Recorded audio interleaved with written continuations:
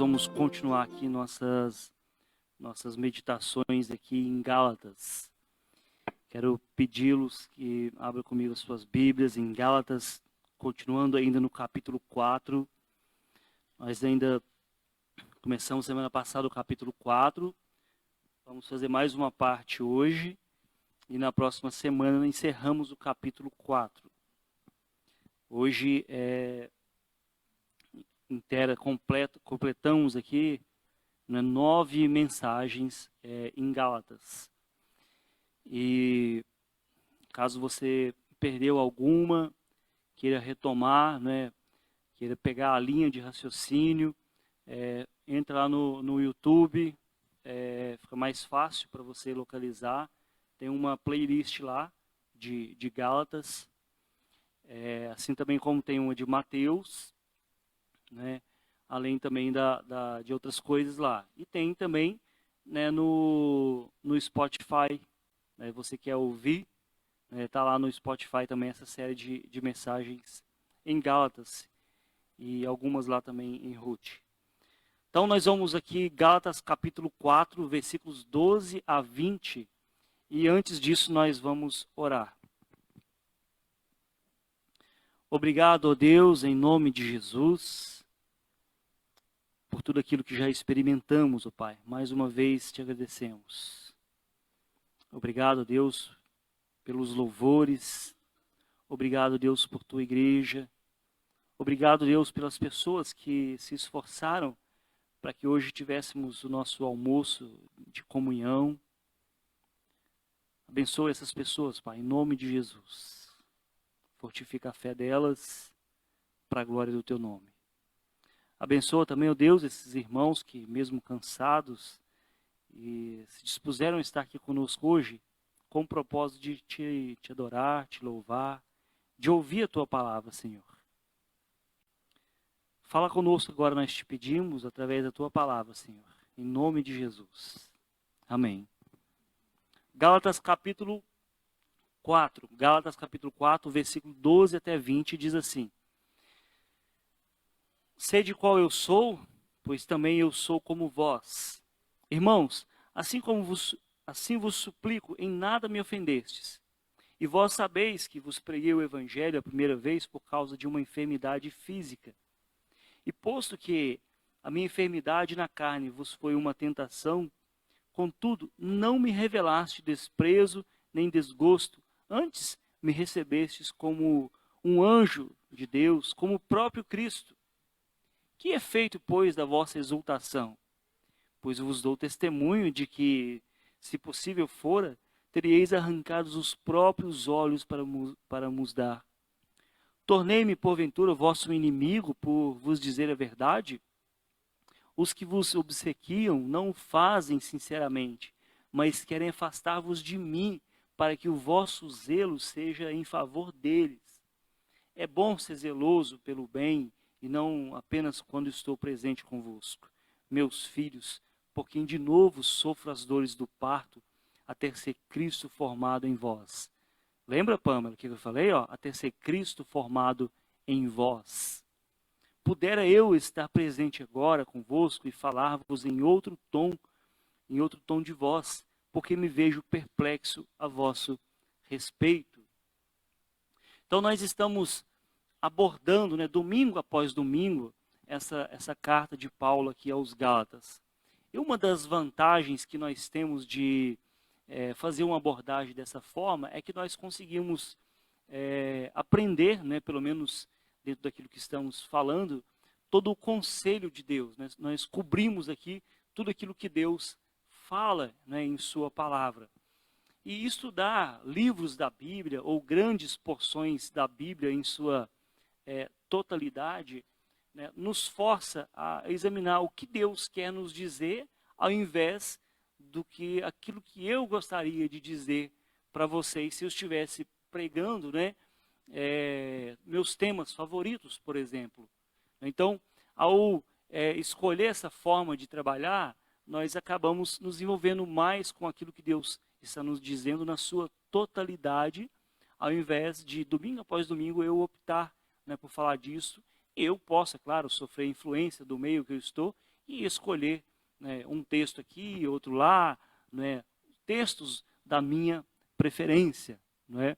Então, nessa seção da carta de Paulo, ele fala, de certa forma, sobre o seu relacionamento com essa igreja. Na verdade, ele fala sobre a sua perplexidade diante daquilo que estava acontecendo. Ele estava perplexo, né? Por causa do desvio deles, né? Ele vai dizer isso no versículo 20 aí, o desvio deles para o erro, né? Semana passada nós falamos sobre o apelo de Paulo como um pai, né? Ali num tom triste, né? Que receava ter trabalhado em vão com eles, né? Está no versículo 11. Olha, receio ter trabalhado em vão para convosco. Hoje ele demonstra aqui o apelo de um pastor, um apelo de um pastor. Então, depois de boa parte dessa carta exortando e explicando assim questões teológicas como circuncisão, incircuncisão, lei, graça e fé, depois de falar sobre como, né, nosso Senhor Jesus se revelou para ele ali na estrada de Damasco, né, Paulo agora ele faz um apelo pastoral baseado no bom relacionamento que ele tinha com esses irmãos quando, por ocasião de uma enfermidade, ele conheceu eles. Isso está no versículo 13, né, em diante, aí, quando ele fala sobre essa enfermidade, né, versículo 14, mais especificamente. Alguns vão dizer que seria um problema na sua visão, causado talvez pela malária, né, mas um pouco claro que é cogitação, especulação, devido ao fato da região, região pantanosa, ter essa propensão, né, pela malária. Então, esse apelo dele, o apelo de Paulo, começa lá no versículo 8, quando ele pede para eles não se voltarem para os rudimentos do mundo. Por que vocês estão voltando novamente para esses rudimentos fracos do mundo? Em seguida, ele tem um apelo dele aos Gálatas por eles estarem iludidos com os falsos mestres que, ao invés de falar a verdade com eles, como Paulo fazia, independente da reação deles, os falsos mestres tinham uma abordagem assim, lisonjeando eles, amassageando o ego deles, para que eles, os Gálatas, se apegassem a esses falsos mestres e não ao evangelho verdadeiro. É muito comum, né, no nosso contexto, no contexto cristão, líderes religiosos que apelam para a vaidade das pessoas, que apelam para o ego das pessoas, né? Você vai vencer, você é forte, né? O poder é de vocês, né? Conforme aquele desenho animado que tinha antigo, né? Capitão Planeta. Eu denunciando a minha idade também aqui, né? É muito comum para atrair as pessoas essas mensagens, sabe, carregadas de autoajuda, né? Você pode, você é vitorioso, e fazendo com que a verdade do evangelho fique de lado. O problema disso é que as pessoas, elas continuam eternas crianças, né, no sentido espiritual. Elas não amadurecem, elas não crescem espiritualmente. Então nós vamos ver aqui algumas questões aqui sobre esse apelo de Paulo aos Gálatas, sobre a atitude dos Gálatas, né, com Paulo, né, o que eles fizeram, né, com Paulo, por ele pregar o evangelho, por ele falar a verdade, e depois também a atitude de Paulo com eles, né, como que ele demonstra aqui, assim, num tom pastoral, né, a tristeza dele pelo fato deles estarem se desviando do evangelho, né. E é uma coisa que nós devemos estar sempre, constantemente, batendo nessa tecla, porque nós somos, igual eu falei hoje pela manhã, o nosso coração é um terreno disputado, muito disputado mesmo. Então, constantemente precisamos tocar nesses assuntos. Nós temos visto aqui, no desenvolvimento dessa carta, algumas questões relacionadas ao crescimento, não é? E lá em casa, por exemplo, temos experimentado isso, né? A ideia de ver uma vida sendo desenvolvida no ventre, não é? O salmista, por exemplo, no Salmo 139, falando sobre isso, né, ele fala como que a vida, né, se desenvolve. Ele fala assim, olha, por modo assombrosamente maravilhoso me formaste. Porque o desenvolver da vida é assim, é algo extraordinário, né?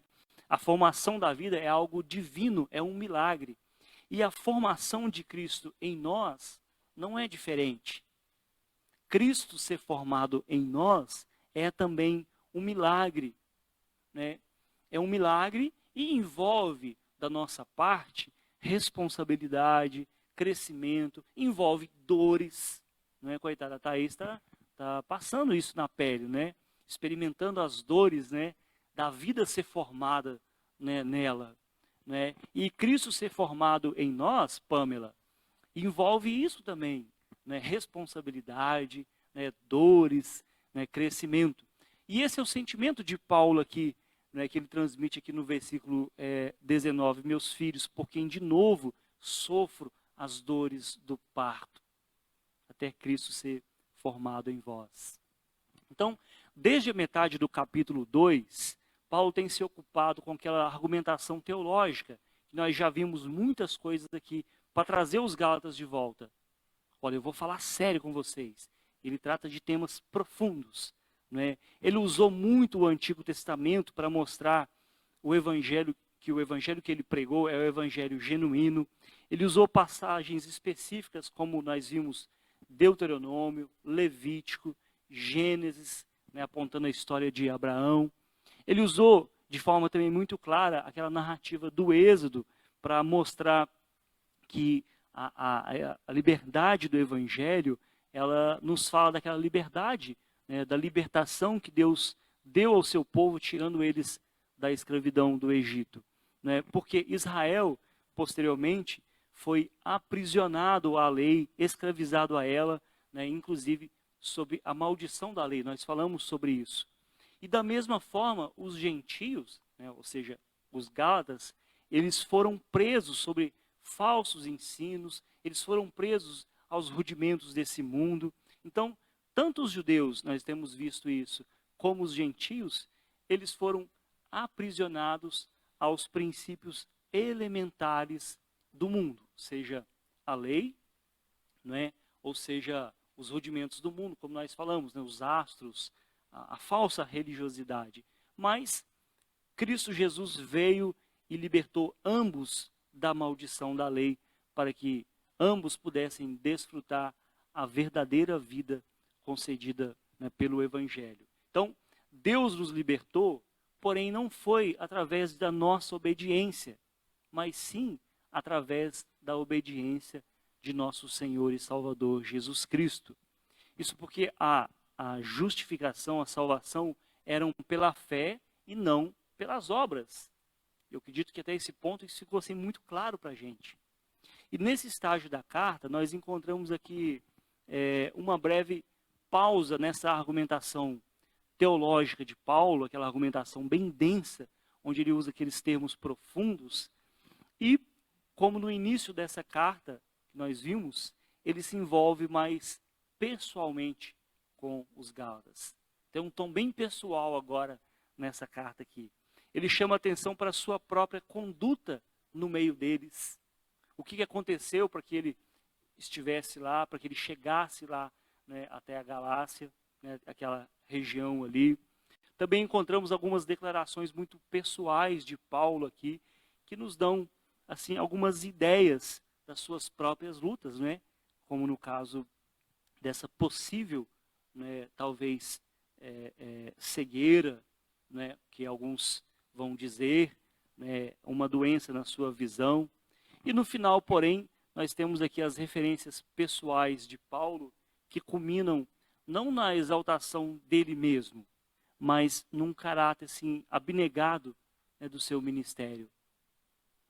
E algo interessante é que nós temos aqui o objetivo do ministério de Paulo, de forma assim, muito clara. Qual que era o objetivo do ministério de Paulo nesses irmãos, né, nessas igrejas da Galácia? No versículo 19, era ver Cristo formado neles. Esse era o objetivo do seu ministério. Ele deixa-se transparecer de forma muito clara. O objetivo da minha vida, o objetivo da pregação é ver Cristo sendo formado em nós. Entendeu, Pamela? Cristo formado em nós. Então esse é o objetivo. E deve ser o desejo, o objetivo, tanto dos pastores de hoje, bem como também de todo cristão. Esse deve ser o meu objetivo como pastor da igreja. Ver Cristo formado em vós. Olha como que contraria toda aquela perspectiva da teologia da prosperidade, por exemplo, de confissão positiva. Porque a teologia da prosperidade vai trazer, não, você é cabeça, não é cauda, né? Você é vencedor, né? Você é o maior de todos. E aí nós encontramos o Cristo na Bíblia que fala assim, as raposas têm os seus covis, as aves têm os seus ninhos, mas o Filho do Homem não tem nem onde reclinar sua cabeça. Então, ver Cristo formado nas pessoas é o objetivo de Paulo, deve ser o meu objetivo como pastor e deve ser o nosso objetivo como igreja, ver Cristo formado em nós. Porque se o nosso desejo é que Cristo seja formado em nós e nas outras pessoas, nós vamos concentrar os nossos esforços para viver de fato como se Cristo estivesse sendo formado em nós. Se esse é o nosso desejo, nós vamos nos concentrar todos os esforços que temos ao nosso dispor para que, de fato, venhamos viver como se Cristo estivesse sendo formado em nós. Por quê? Surge essa questão agora, né? Quais as implicações de Cristo ser formado em nós? Quais as implicações? A primeira delas, nos versículos 12 a 15, é que Cristo ser formado em nós implica em viver a liberdade do Evangelho. A liberdade do Evangelho. Cristo ser formado em nós implica em viver a liberdade do Evangelho. Observe, em primeiro lugar, o apelo pessoal de Paulo, né, quando ele fala assim, olha, sede qual eu sou, pois eu também sou como vós. Como Paulo era para fazer esse pedido? Sede qual eu sou. Como que ele era? Em primeiro lugar, nós devemos nos lembrar que Paulo, anteriormente, ele era um fariseu devotado, comprometido com o judaísmo. Não é? Na verdade, Paulo era um homem brilhante, né, dentro do judaísmo, com um currículo assim invejável. Né? Ele também era depois um perseguidor, se tornou um perseguidor da igreja. Né? Ele consentiu com a morte de Estevão, né, o primeiro mártir da igreja. Ele estava ali, consentiu com tudo que ele ali. Depois ele obteve permissão para perseguir os cristãos que estavam em Damasco. Esse era Paulo. E enquanto ele estava a caminho de Damasco para perseguir esses cristãos, ele se encontrou com Jesus, ou melhor dizendo, Jesus encontrou com ele e se revelou a ele. Ele creu no Evangelho, recebeu a salvação e começou a pregar, né, como resultado disso. Então esse era Paulo, sede qual eu sou. Sede como eu sou. Como ele era? Em primeiro lugar, ele era uma pessoa aprisionada ao sistema religioso da lei, ao judaísmo. Porém, ele experimentou uma profunda liberdade quando ele se tornou um cristão, quando ele foi encontrado pela graça de Deus, quando a luz do Evangelho penetrou no seu coração, quando pela graça ele se converteu. Então, ele não estava mais sob a escravidão da lei, ele já não vivia mais como um escravo, ele agora estava livre para adorar e servir a Cristo. Ele então era o quê? Uma nova criatura. Por isso que ele fala assim, olha, sede qual eu sou. Por quê? Ele era uma nova criatura. Antes, ele era tudo aquilo lá que nós falamos. Mas agora, quando ele está falando para os Gálatas, ele era uma pessoa livre em Cristo. Isso porque o Evangelho é profundamente libertador. E é por isso que ele disse aos Gálatas, rogo a vocês, irmãos, tornem-se como eu. Por quê? Porque eu sou livre em Cristo Jesus. Estou livre das amarras do legalismo. Estou livre das amarras do judaísmo que me escravizava. Paulo, meus irmãos, assim como nós, em alguns momentos da vida, ele viveu uma espiritualidade na tentativa de obter de Deus, né, a salvação por meio das obras. Assim como às vezes podemos vacilar e querer viver dessa forma. Por exemplo, Na sua carta aos Filipenses, que nós já trabalhamos aqui, ele diz assim, Filipenses capítulo 3, versículos 4 a 8. Bem que eu poderia confiar também na carne. Se qualquer outro pensa que pode confiar na carne, eu ainda mais. Circuncidado ao 8º dia, da linhagem de Israel, da tribo de Benjamim, hebreu de hebreus, quanto à lei, fariseu, quanto ao zelo, perseguidor da justiça, perseguidor da igreja, quanto à justiça que há na lei, irrepreensível. Olha o currículo dele. Em algum momento da sua vida, antes de conhecer a Cristo, ele buscava o favor de Deus, buscava obter a salvação através das suas obras. Mas agora, uma vez tendo sido alcançado pela graça, ele pode falar com ele, sei de qual eu sou, porque eu sou livre. Como Paulo era. Antes, ele era um escravo da lei, mas agora alcançou a liberdade do Evangelho. E viver a liberdade do Evangelho consiste em compreender que por amor a Jesus e a sua obra, eu abandono todo o esforço próprio para conseguir o favor de Deus. Porque Cristo já conseguiu. Cristo já conseguiu isso para mim. Então eu abandono todo o esforço próprio, as minhas tentativas vãs de agradar a Deus, achando que eu sou melhor do que os outros, porque eu consigo cumprir todos os rituais, todos os quesitos, né, da lei. Porém, os Gálatas podem ter perguntado, por que nós devemos nos tornar como você, Paulo? E a resposta de Paulo foi, porque eu me tornei como vocês. Sei de qual eu sou, porque eu, né, ele vai dizer que, sei de qual eu sou, pois eu também sou como vós.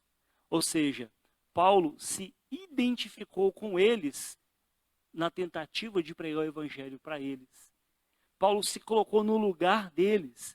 Quando Paulo foi para a Galácia, ele não permaneceu desconectado deles. Ele se conectou com esses irmãos. Sei de qual eu sou, porque eu sou como vocês. Ele está dizendo aqui. Não é? Isso é o quê? É o princípio de identificação com aqueles que nós amamos, com aqueles que nós vamos pregar. Na sua carta aos Coríntios, por exemplo, olha como que ele usa isso como uma estratégia, o apóstolo Paulo. 1 Coríntios capítulo 9, versículos 19 a 22, ele fala assim, porque, sendo livre de todos, fiz-me escravo de todos, a fim de ganhar o maior número possível. Procedi para com os judeus como judeu, a fim de ganhar os judeus. Para os que vivem sob o regime da lei, como se eu mesmo assim vivesse para ganhar os que vivem debaixo da lei, embora não esteja eu debaixo da lei. Aos sem lei, como se eu mesmo o fosse, não estando sem lei para com Deus, mas debaixo da lei de Cristo, para ganhar os que vivem fora do regime da lei. Fiz-me fraco para com os fracos, com o fim de ganhar os fracos. Fiz-me tudo para com todos, com o fim de, por todos os modos, salvar alguns. Olha o princípio da identificação com aqueles que eu quero evangelizar. Eu não sou melhor do que vocês. Eu não sou melhor do que vocês. Eu sou como vocês. Alguém que carece da graça de Deus. Alguém que precisa da misericórdia de Deus. Então existe aqui um princípio evangelístico muito significativo.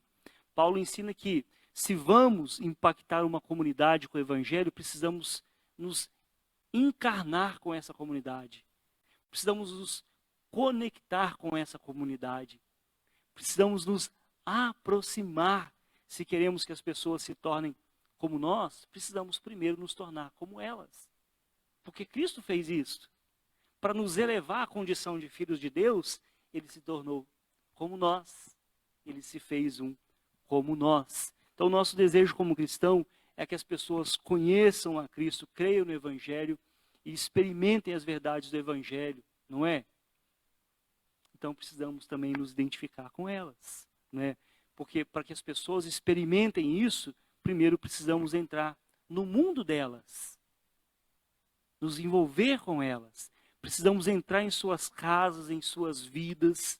Não dá para a gente pregar o Evangelho de longe. Jesus não fez isso. Imagina Jesus lá da glória. Faça isso, faça aquilo. Não. Ele veio, se envolveu, comeu a mesma comida que nós comemos, sentiu o mesmo frio que nós sentimos, se identificou com nós. Paulo está falando isso, olha, sei de qual eu sou porque eu sou como vocês, não é? Sei de qual eu sou, livre em Cristo, sem as algemas da religiosidade, do legalismo que aprisiona as pessoas.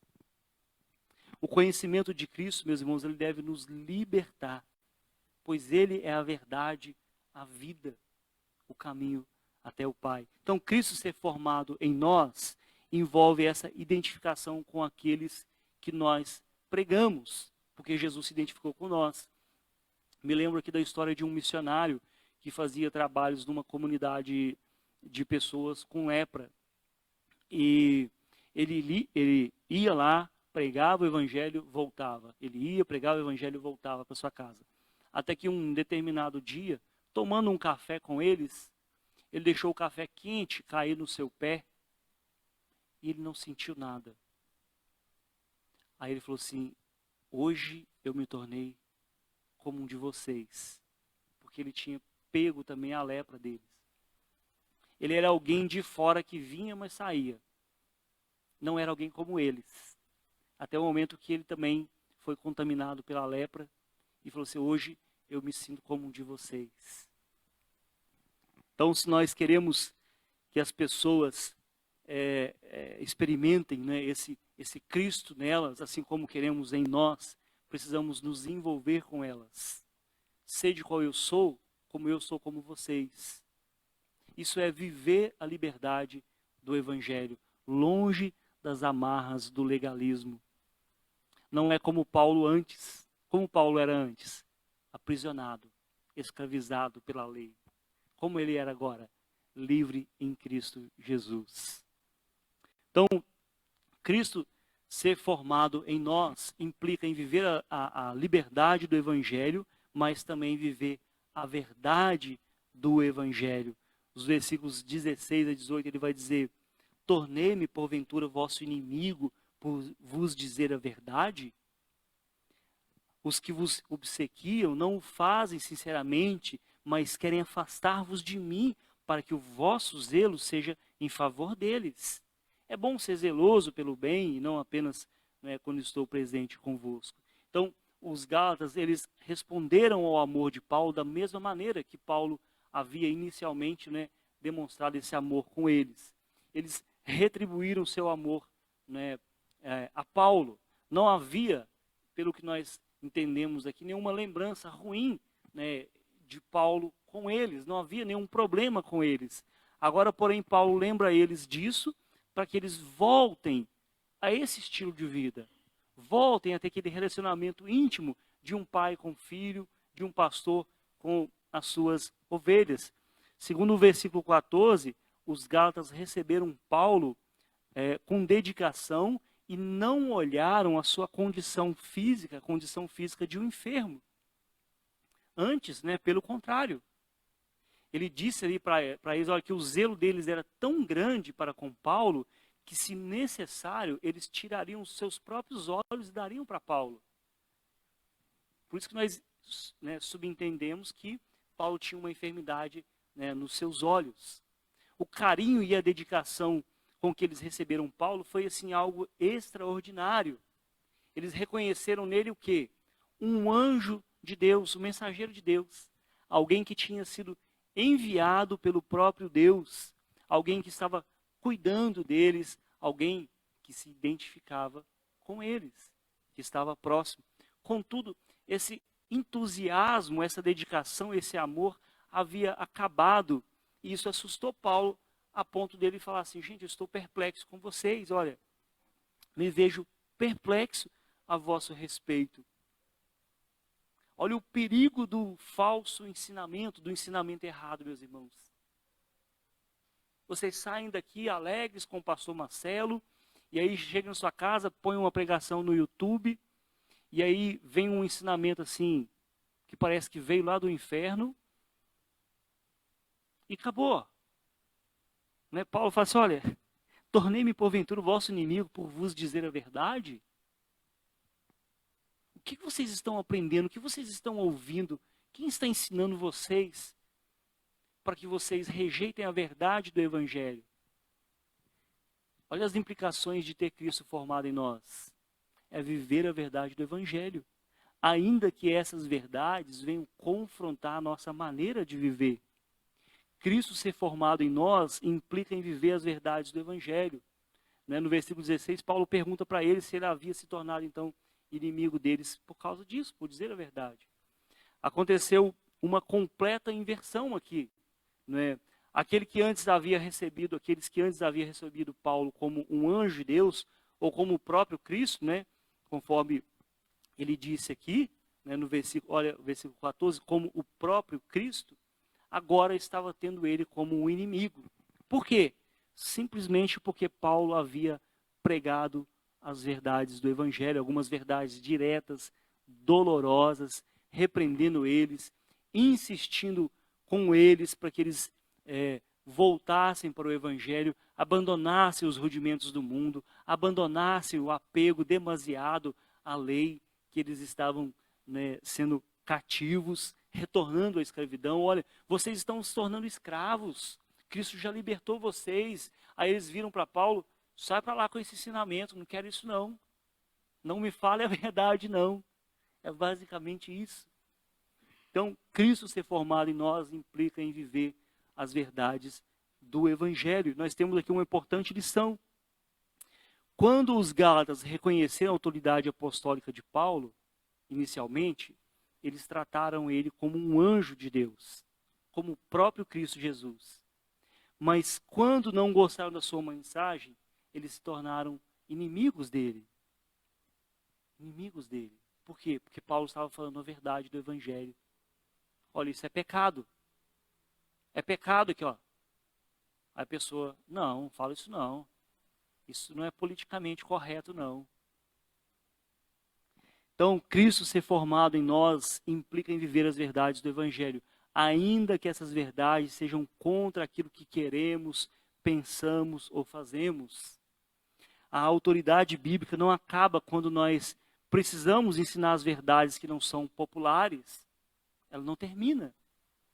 Cristo ser formado em nós implica em viver as verdades do Evangelho.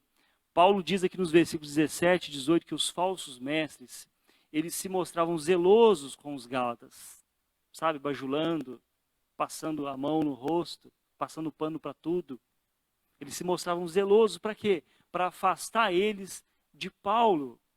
Só que o grande problema aqui é que, ao afastarem eles de Paulo, eles não estavam afastando de uma pessoa, de um homem, mas afastando eles do próprio Cristo, do próprio Evangelho.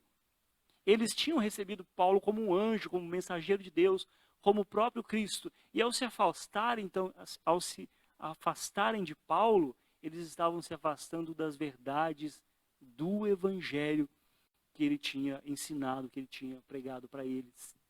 Observe a característica dos falsos mestres: lisonjear, bajular, passar pano, não é?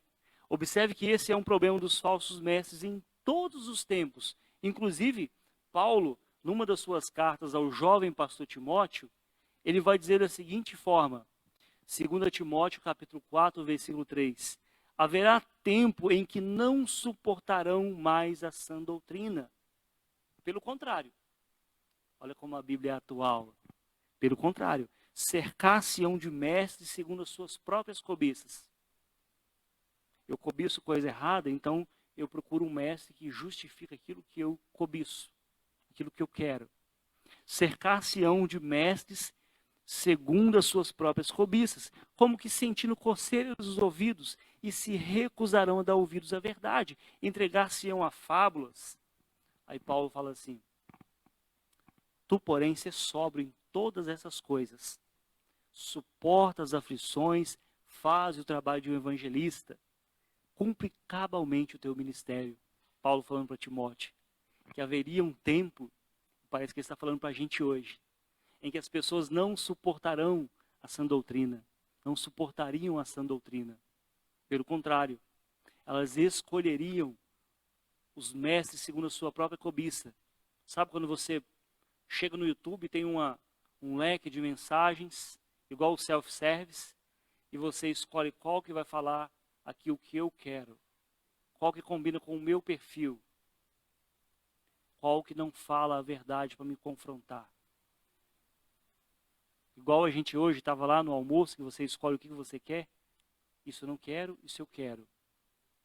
Escolhendo mestres segundo as suas cobiças, que justifiquem as coisas erradas que nós às vezes queremos fazer. Então, quais as implicações de Cristo ser formado em nós? Podemos encerrar dizendo que Cristo ser formado em nós implica, além de viver a liberdade e as verdades do Evangelho, é também viver o amor do Evangelho, meus irmãos. Viver o amor do Evangelho. Cristo ser formado em nós implica em viver a liberdade do Evangelho, não nos aprisionar, não é, à lei, aos rudimentos do mundo. Viver a liberdade do Evangelho implica também, não é, em viver a verdade do Evangelho, ainda que essa verdade venha nos confrontar. E, por último, viver, né, o amor do Evangelho. Os versículos 19 a 20, onde ele tem esse tom assim, bem pastoral, né, bem familiar, bem acolhedor. Meus filhos, por quem de novo sofro as dores do parto, até ser Cristo formado em vós. Pudera eu estar presente agora convosco e falar-vos em outro tom de voz, porque me vejo perplexo a vosso respeito. Então, Cristo ser formado em nós, meus irmãos, implica em viver o amor do Evangelho. Nós falamos um pouco isso pela manhã, que muitos pais erram, né, por não contrariarem os filhos. Muitos pais erram por quererem que seus filhos os ame antes de seus filhos os respeitar. Nós erramos muito nisso. Meu filho tem que me amar. Não, primeiro ele tem que te respeitar.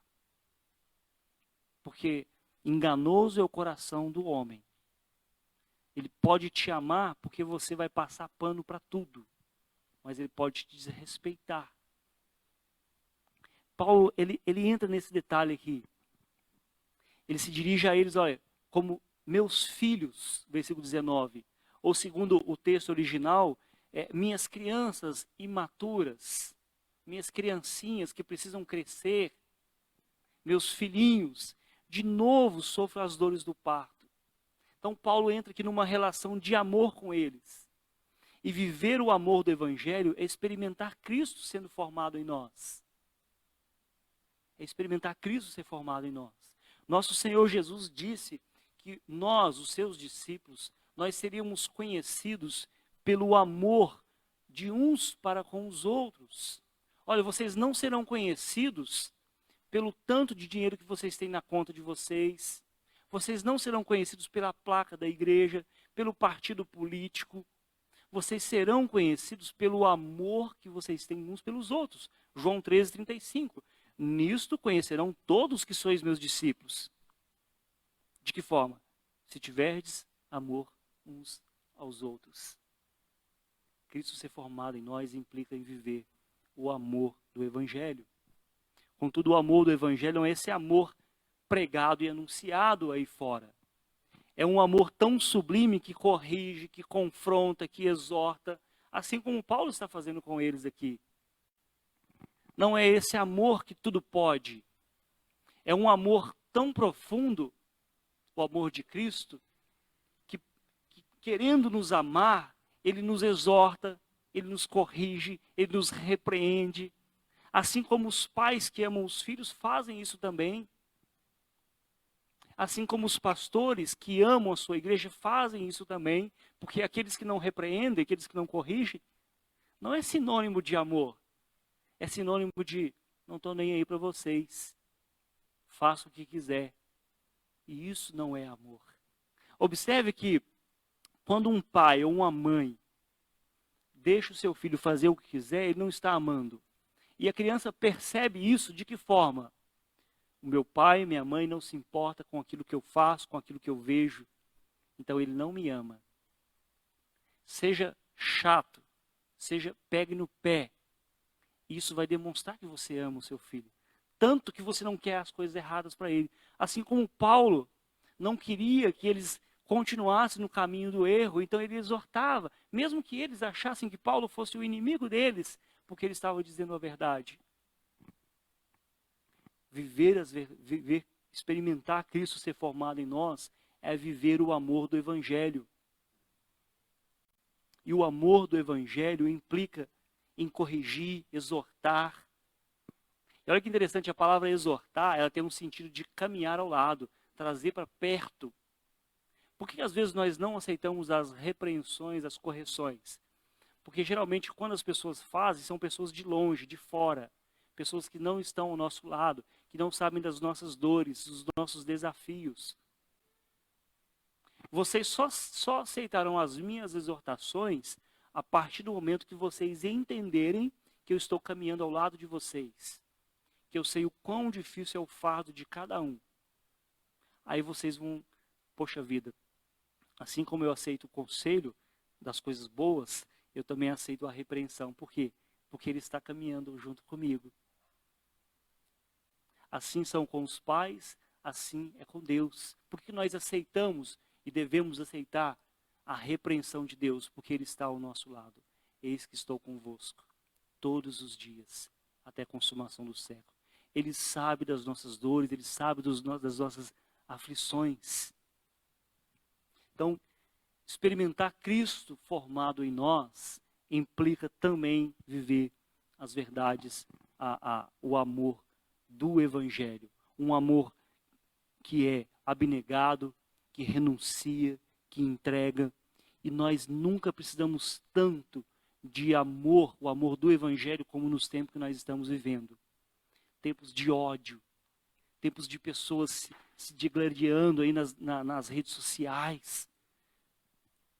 Tempo onde as pessoas querem menosprezar os outros pelos títulos que têm. Não entendeu nada a ideia de servir. Nós nunca precisamos tanto, né, do amor do Evangelho como nos nossos dias. Nesses dias de raiva, de ódio das pessoas que estão à flor da pele, os nervos estão à flor da pele. E Cristo em nós, ser formado em nós, implica em viver o amor do Evangelho. Então, se nosso desejo é ver Cristo formado em nós e nas outras pessoas, nós vamos concentrar os nossos esforços de fato, né, como se Cristo estivesse sendo formado em nós, todos os dias. Né? E quais são, então, as implicações de Cristo ser formado em nós? Para a gente encerrar, viver a verdade, viver a liberdade do Evangelho, sem as amarras do legalismo religioso. Afaste disso, de legalismo religioso. Isso é tão prejudicial ao Evangelho quanto o liberalismo. Tanto esse extremo do legalismo quanto do liberalismo é danoso, é prejudicial ao Evangelho. Viva a liberdade do Evangelho. Cristo ser formado em nós implica também viver a verdade do Evangelho, ainda que para isso precisamos ser confrontados com o nosso estilo de vida pecaminoso. E Cristo ser formado em nós implica em viver o amor do Evangelho que nos identifica como discípulos e discípulas de Jesus. Amém? Vamos cantar ao Senhor? Vou chamar à frente os nossos irmãos que irão nos conduzir nesse tempo de louvor.